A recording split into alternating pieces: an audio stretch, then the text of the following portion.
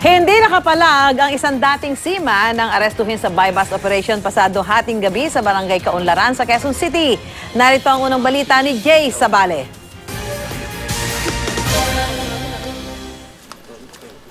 Kalaboso ang isang dating seaman sa bypass operations ng QCPD Station 7 sa Planas 1, Barangay Kaunlaran, Quezon City pasado hating gabi.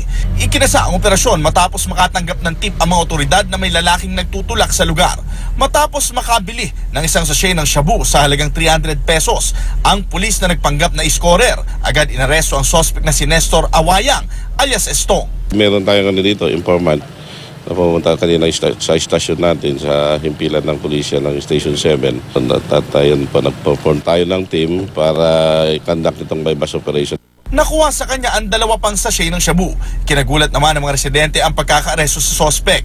Ang pagkakakilala kasi nila, mabait na kapitbahay si Estong. Bagamat alam daw nilang dati itong gumagamit ng shabu. Hindi ko rin po alam bakit naging gano'n ang niya ngayon, pero alam ko po sa pagkakaalam ko, mula nung naging kagawad ako at hindi pa ako kagawad, napakabait po na tao, wala po siyang inaagrabyado, tumutulong pa rin po siya. Kaya hindi ko po alam bakit ganito ang nangyari sa kanya. Itinanggi ng suspect na nagtutulak siya. Hindi ko po binibenta yun. Para sa akin lang po sana yun. Naharap sa reklamong paglabag sa Comprehensive Dangerous Drugs Act of 2002 ang suspect. Ito ang unang balita sa Quezon City. Jay Sabale, reporting.